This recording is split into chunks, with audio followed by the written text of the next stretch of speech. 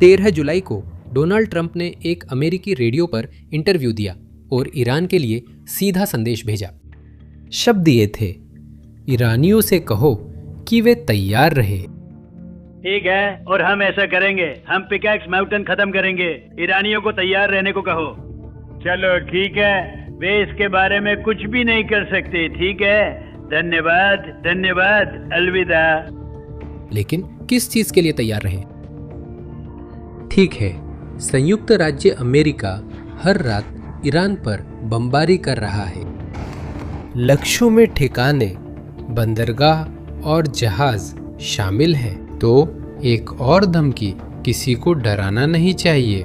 लेकिन ये अलग थी, क्योंकि जिस लक्ष्य की ट्रंप ने घोषणा की वह कोई सैन्य ठिकाना नहीं है, कोई बंदरगाह नहीं है, बल्कि एक पहाड़ है।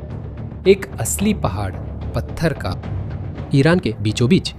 और जब विश्लेषकों ने इस पहाड़ की सैटेलाइट तस्वीरें देखी तो उन्होंने देखा कि ईरान छुपकर कुछ कर रहा था, और वही था जो उसने वादा किया था कि वो नहीं करेगा। तस्वीरों में सीमेंट मिक्सर, निर्माण ट्रक और मशीनें महीनों से पहाड़ की ढलान पर 2 सुरंगों के प्रवेश द्वार के चारों ओर काम करती दिख रही हैं, जो दरवाजों के ऊपर कंक्रीट डाल रही हैं और उनके ऊपर मिट्टी और पत्थर जमा कर रही हैं। एक प्रवेश द्वार पर ईरानी इंजीनियरों ने यहाँ तक कि प्रबलित कंक्रीट की संरचना भी बनाई, जो ऊपर और भी ज्यादा वजन सहन करने के लिए ही बनाई गई थी। यह स्पष्ट था कि ईरान अपने दरवाजे मजबूत कर जमीन में दबा रहा था। असली खुलासा यही होता है। जून में ईरान ने संयुक्त राज्य अमेरिका के साथ एक समझौते पर हस्ताक्षर किए, एक ज्ञापन जिसमें स्पष्ट नियम थे। उनमें से एक नियम कहता था, बातचीत के दौरान परमाणु प्रतिष्ठानों में काम नहीं होगा। हाँ, सही है। जैसा कि आप देख रहे हैं, पहाड़ पर काम चलता रहा।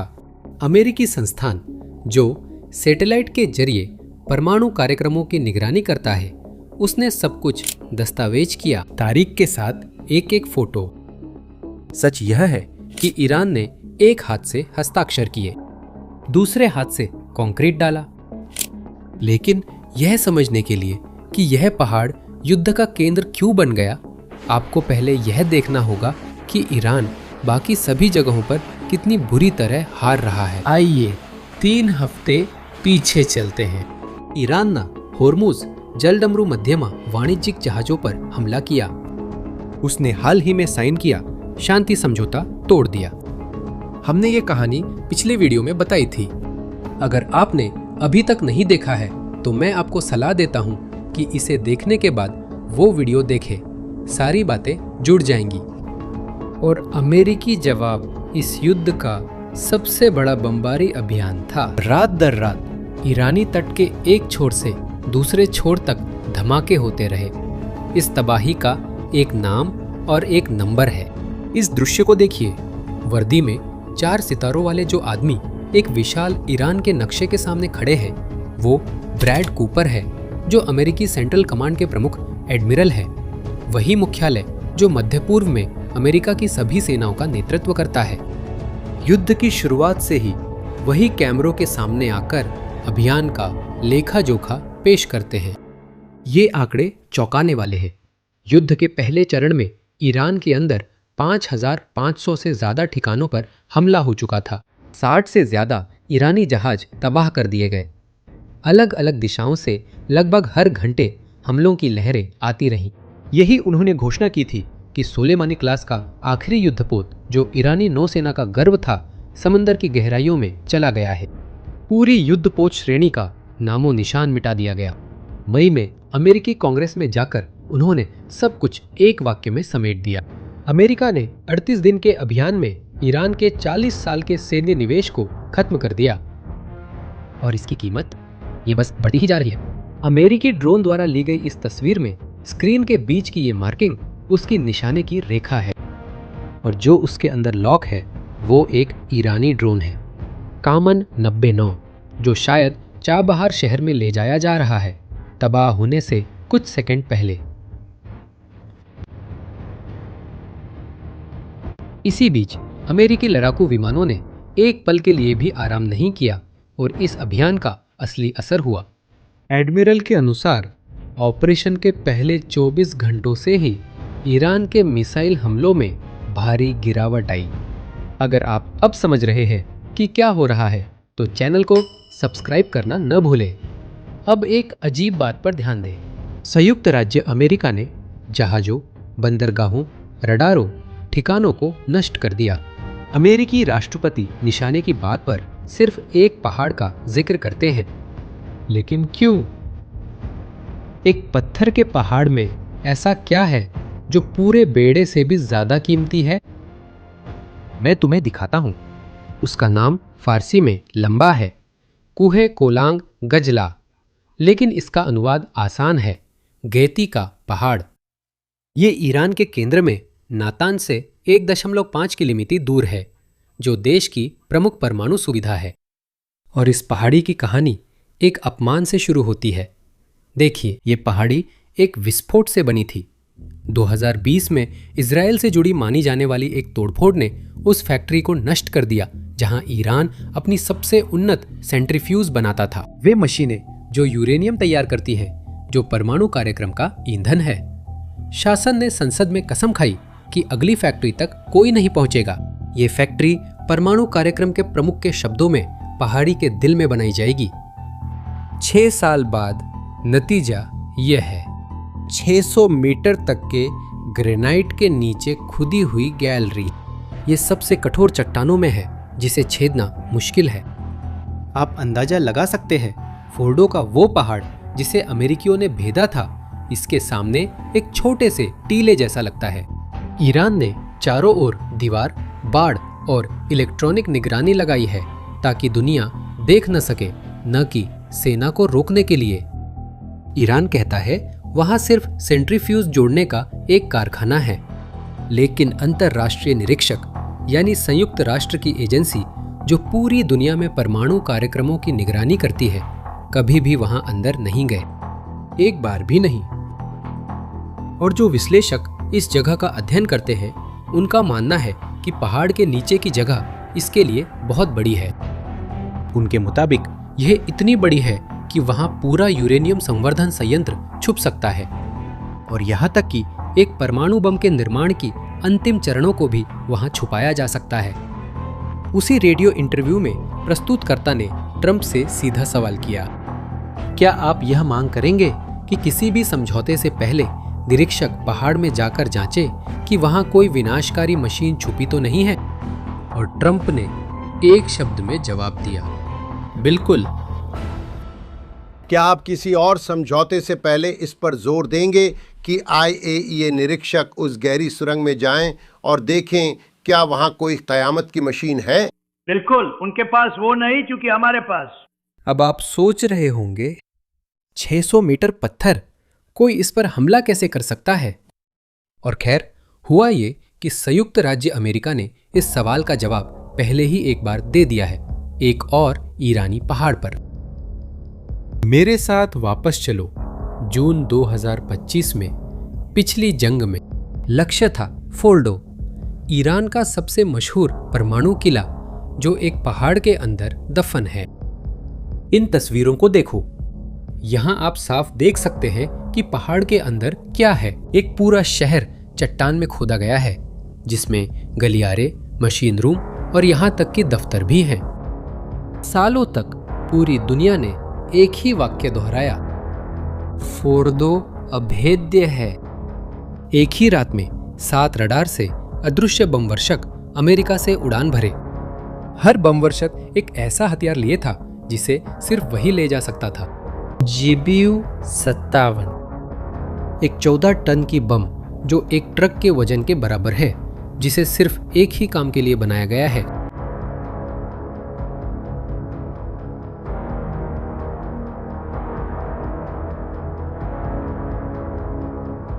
धरती और चट्टान को भेद कर फिर फटना। इनमें से 12 बम फोर्डो पर गिराए गए, लेकिन ये बम इधर उधर नहीं गिरे। और यही वो बात है जो उस समय लगभग किसी ने नहीं समझी थी। अमेरिकियों ने वेंटिलेशन डक्ट्स को निशाना बनाया, वे बड़े पाइप जो किले के अंदर हवा ले जाते हैं, और उन्होंने उन्हीं 2 छेदों में 6 बम गिराए, एक के बाद एक। हर बम पिछले बम द्वारा बनाए गए रास्ते को और गहरा करता गया, जैसे एक ही जगह पर कीलें ठोकी जाती है जब तक कि वे आर पार न हो जाए। अभेद्य किले में सेंध लगा दी गई थी। लेकिन जब धूल बैठ गई तो हैरानी सामने आई। अमेरिकी और इजरायली विश्लेषकों के अनुसार तिजोरी खाली थी। ईरान के 440 किलो संवर्धित यूरेनियम को, जो उसके परमाणु कार्यक्रम का खजाना था, हमले से कुछ दिन पहले हटा लिया गया था और ट्रकों में लादकर ऐसी जगह भेज दिया गया था जिसकी पुष्टि आज तक नहीं हुई। और यही वजह है कि तलाश कभी खत्म नहीं हुई, क्योंकि यूरेनियम अब भी मौजूद है कहीं न कहीं। और देखिए कितनी अजीब बात है, संयुक्त राष्ट्र के निरीक्षकों की एजेंसी उसका पता खो बैठी और शक की सुई उसी पिकैरेटा पर्वत की ओर जाती है जिसे हमने आपको पहले दिखाया था। और वही विश्लेषक जिन्होंने मिक्सर ट्रकों को पकड़ा था, उन्होंने एक और चीज दर्ज की। 2025 की उस जंग के ठीक बाद पहाड़ के परिसर के अंदर एक छोटा सुरंग पूरी तरह से सील कर दिया गया था, मिट्टी और कंक्रीट से बंद कर दिया गया। अंदर क्या था? पूरी तरह से अज्ञात। ईरान ने सब कुछ इस पहाड़ पर दांव पर लगा दिया और कागज पर इस दांव का हिसाब उनके लिए अच्छी लगती है। 14 टन का बम आधिकारिक तौर पर लगभग 60 मीटर तक छेद कर सकता है। पहाड़ की सबसे गहरी सुरंगों के ऊपर 600 मीटर तक ग्रेनाइट है, 10 गुना ज्यादा। कागज पर यह अभेद्य है। ईरानी शासन यह बात जोर से कहने में नहीं हिचकता। ईरानी संसद के एक सलाहकार ने कहा कि वहां दुनिया की सबसे मजबूत परमाणु सुविधा है और कहा कि उसे निशाना बनाना नामुमकिन है। लेकिन इस पूरे आत्मविश्वास में एक समस्या है, क्योंकि यही आत्मविश्वास उनके पास फोर्डो को लेकर भी था। इस बार अमेरिकियों को चट्टान पार करने की जरूरत नहीं है। ट्रंप की धमकी के अगले दिन उस पहाड़ पर नजर रखने वाले अमेरिकी संस्थान ने एक विश्लेषण प्रकाशित किया, जिसमें उस पहाड़ पर हमले का तरीका बताया गया। और उस मैनुअल में 600 मीटर ग्रेनाइट को छेदने की बात नहीं की गई है। उसमें 3 कमजोरियों की बात की गई है: बिजली की लाइनें जो पहाड़ तक बिजली पहुंचाती हैं और वेंटिलेशन के डक्ट्स, वही एयर पाइप्स जिन्होंने फोर्डो को बर्बाद किया, और दरवाजे, क्योंकि किला दरवाजे के बिना नहीं होता। फिर सैटेलाइट ने ऐसी चीज देखी जो किसी भी हालत में वैसी नहीं होनी चाहिए थी। 9 जुलाई की सबसे हाल की तस्वीरें दिखाते हैं कि पहाड़ के पश्चिमी तरफ के दोनों प्रवेश द्वार अभी भी खुले हैं। हाँ, खुले हैं। विश्लेषण के अनुसार ये सटीक हथियारों और यहाँ तक कि सुरंगों के जरिए पैदल घुसने वाली टुकड़ियों के ऑपरेशन के लिए भी संवेदनशील है। क्या आपको वीडियो की शुरुआत में दिखी मिक्सर मशीनें याद हैं, जो कंक्रीट दरवाजों पर जल्दी डाली गई थी समझौते का उल्लंघन करते हुए? बिल्कुल, ईरान खुद अपनी दरवाजे बंद करने के लिए जल्दी कर रहा है, इससे पहले कि अमेरिकी उन दरवाजों से अंदर आ जाएं। अब अमेरिकी तकनीक को देखो। फोर्डो के बाद आज के बमों में स्मार्ट फ्यूज होते हैं जो सेंसर द्वारा पहचान लेते हैं जब बम खाली जगह से गुजरकर नए फ्लोर में आता है। बम मंजिलों की गिनती करता जाता है जब तक कि वह बिल्कुल सही जगह पर फट ना जाए। 14 टन वाले बम का उत्तराधिकारी पहले ही मंगाया जा चुका है। इस मैनुअल का फोर्डो में 2 बार इस्तेमाल हो चुका है और इस साल मार्च में एक और ईरानी परमाणु सुरंग के खिलाफ, जहां वेंटिलेशन डक्ट्स को फिर से निशाना बनाया गया। खुद ट्रंप ने हमेशा की तरह मजाक उड़ाते हुए इस योजना को संक्षेप में बताया। उन्होंने कहा कि वह पहाड़ एक परफेक्ट टारगेट है, उनके शब्दों में सीधे मुख्य द्वार पर एक जोरदार वार करने के लिए। लेकिन धोखा मत खाइए, ईरान ये जानता है और उनकी प्रतिक्रिया से ये साफ है। कुछ हफ्ते पहले ईरान ने इस जंग में सबसे साहसी कदम उठाते हुए अमेरिकी एयरक्राफ्ट कैरियर अब्राहम लिंकन पर 111 मिसाइलें दागी और खुद ट्रंप ने ही पेंसिल्वेनिया में एक कार्यक्रम के दौरान इसका नतीजा बताया था। कुछ हफ्ते पहले हमारे प्यारे ईरानी दोस्तों ने 111 मिसाइलें दागी। ये मिसाइलें अब्राहम लिंकन की तरफ निशाना साधी गई थीं, जो कि वैसे एक बहुत खूबसूरत एयरक्राफ्ट कैरियर है। अब्राहम लिंकन थोड़े समय में 111 मिसाइलें दागी गई। 111 मिसाइलों में से 111 मिसाइलों को आसानी से समुद्र में गिरा दिया गया। सोचिए ज़रा। संख्या 111 मिसाइलों की थी। 111 को समुद्र में मार गिराया गया, कोई पास नहीं आया। और तटीय शहरों में देखो, ये गोलाबारी की लकीरें साफ आसमान की ओर उठ रही हैं। ये ईरान की वायु रक्षा प्रणालियां हैं जो उन लक्ष्यों पर गोली चला रही हैं जिन्हें वे देख भी नहीं सकते।